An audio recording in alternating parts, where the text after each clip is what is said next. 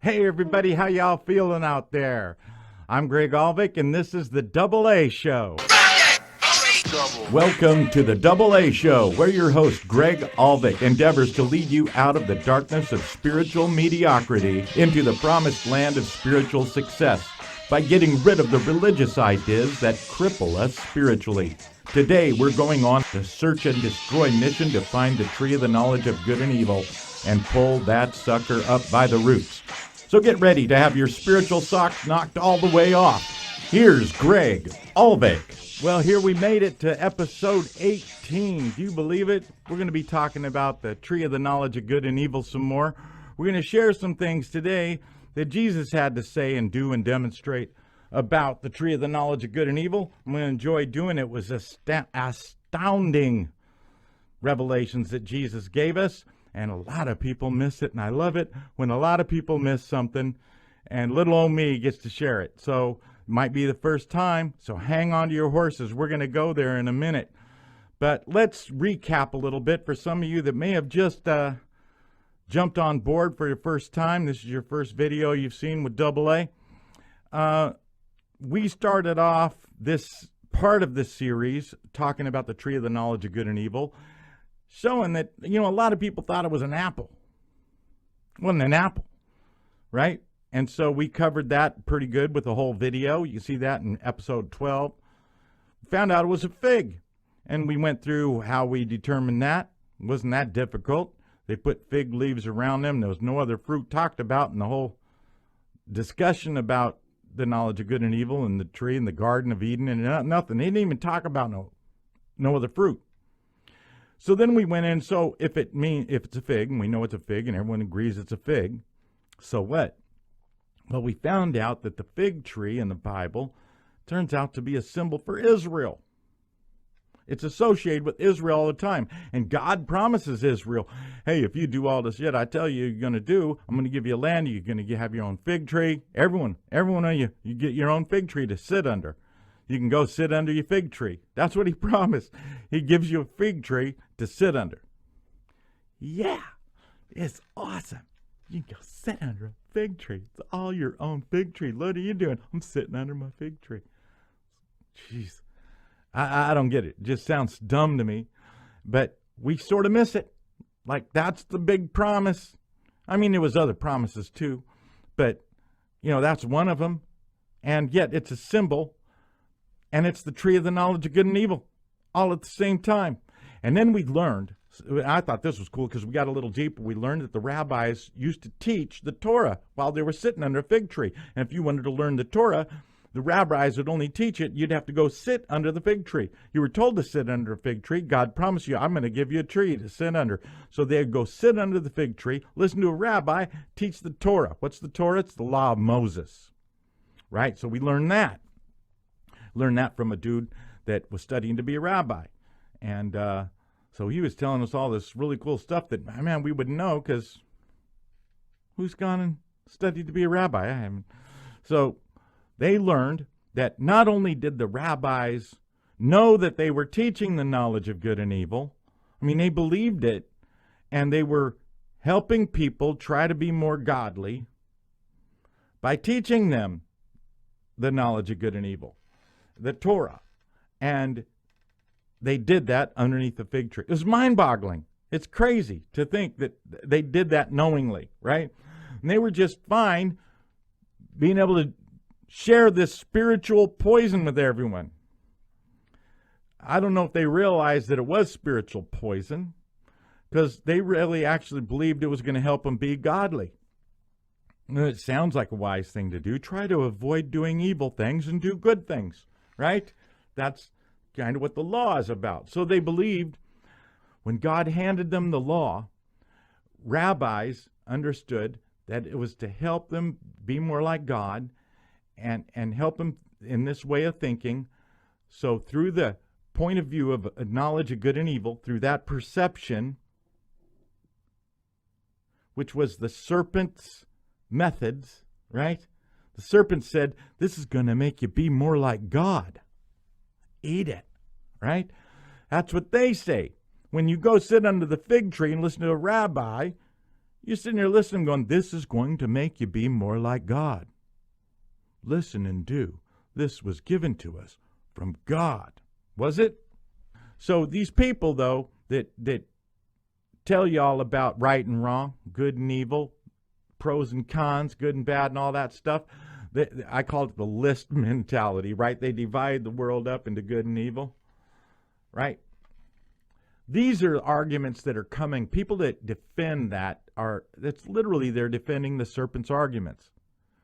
They're not influenced by the serpent. They literally are. You look into their eyes, that's the serpent right there, the one talking. And not someone behind them, it's them talking. They are tainted with the knowledge of good and evil, and they're teaching the knowledge of good and evil. That's the serpent.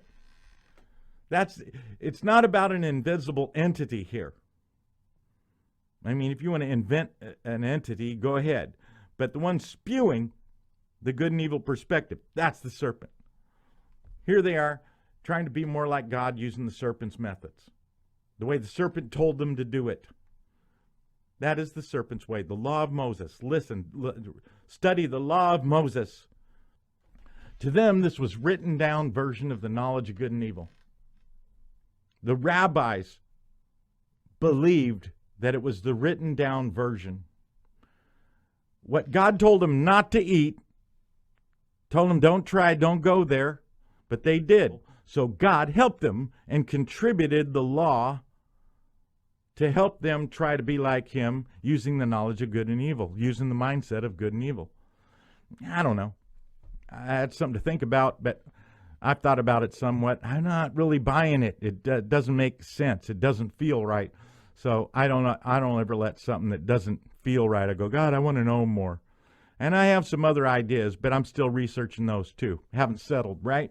So right now they're still so speculative, I'm not willing to share them. But okay, the reason we're here is we're going to talk about this story in the Bible where Jesus comes riding into Jerusalem, okay, on the donkey. Remember that?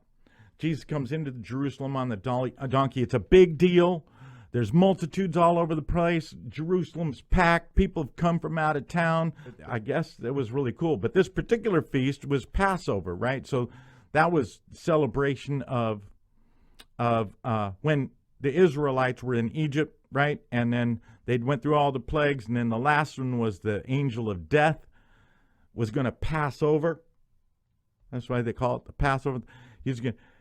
He would kill your firstborn if you didn't have the blood on the doorpost. If you listened to God and did it, and all the Israelites evidently did it, and they put the blood on the doorpost, and this angel of death passed over, and the firstborn didn't die. But a lot of the Egyptians, they all lost their firstborn child. Very, very symbolic. Again, that's a whole nother video. But people are celebrating this because it's a big deal. They were all enslaved to the Egyptians, right? They were in bondage for, they said, like 400 years, some crazy amount of time like that. And so this is the moment Moses leads them out of Egypt. You know, right after that, they said, okay, you can go. Stop killing our kids. Okay, we're done. So Jesus riding in on a donkey. The crowds are all going crazy, right? They shout and stuff and declaring Jesus is the Messiah. They're singing songs that's declaring he's the Messiah. They're shouting. They're throwing their clothes down on the ground so the donkeys walk on their coats and everything, waving the palm. Priests are hating them. The priests are literally going nuts. They're going, you need to stop them. You need to tell them to shut up. Do you hear what they're saying? Do you hear it? It's not right. You need to stop them. And Jesus, what did Jesus tell him? He told him, hey, if they weren't screaming, the rocks would be screaming. All right? The rocks would be declaring that I'm the Messiah. So let them do it. All right? That's who's supposed to be doing, not rocks. You don't want to hear rocks do that. That would be scary. Jesus goes in, he clears out the temple, right? He starts screaming at everybody and telling them that their father is the devil. He tells them that they're a brood of vipers. He tells them they're a bunch of serpents.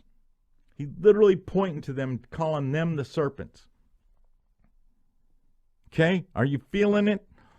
According to Jesus, their generation is the worst generation ever. And And he declares the woes. I mean, you never heard, this is God in flesh. He's not yelling at anybody else but the religious leaders. And he's telling them they're the worst thing that's ever happened to the planet. That their father is the devil. And we kind of, for some reason, we brush over that so lightly in our theological studies. We don't really see what he's telling and showing us. But he lets everyone know how hypocritical they are. He just bashes the crap out of them. And the picture over the next few hours and the last final days of his ministry, his time here on earth, is just spent nothing but bashing on the religious leaders in Israel. Okay? But Jesus doesn't need to change anything about what he's seeing. He doesn't talk about changing it. He doesn't talk about fixing it. He doesn't talk about reforming it. Come on, he doesn't. He talks about ending it. He talks about squashing it. Jesus only spends time talking about tearing it down, breaking it up, taking it from them and giving it to others. He's going to take it from this nation and give it to another nation who's going to listen to him. Every parable he tells has that in mind, and that's why he gets killed, because the Pharisees start plotting to kill him because they keep discerning that he's talking about them. Oh man, he can't be telling us that God's going to take this from us and he's going to burn us and he's going to give his blessings to everyone outside. I mean, the parable of the wedding is a great example. We'll go there one day. So this is in keeping with what all the prophets in the Bible has been talking about. Every prophet, Jeremiah, Ezekiel, Joel, Hosea, all of them. And then Jesus finishes up his trip around the temple, right? And he tells them that your house is left unto you desolate. Your house is left in. If that isn't enough, here's God himself standing in front of them, pronouncing an absolute curse on them, and out of his mouth, he says, he doesn't revoke it. He doesn't, oops, I'm sorry, I went too far. I lost my temper a little bit. He says, your house is left unto you desolate. He never says, oh, I didn't mean it. Oops, I take it back. He never does. He literally tells them that he's going to tear down the temple, that it's going to get torn down, and there won't be one, he's going to level it. It's going to get leveled.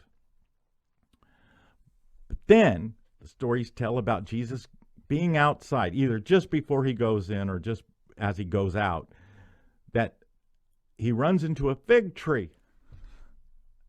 I did all that to get here.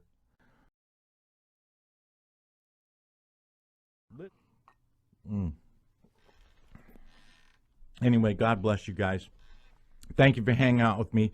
Hit the like, hit the share, hit the notification, hit the subscribe button. Do all things to help me out. I really mean it. It really does change things about what I'm doing here. And I'd like to do it more of a full-time situation, and it takes me a long time to make these, to sit there. This is my 5th time going through this, just so you know. Unbelievable challenge today trying to get this on video. Anyway, I love y'all, and peace, and let's lock it up right now, all right? Bye.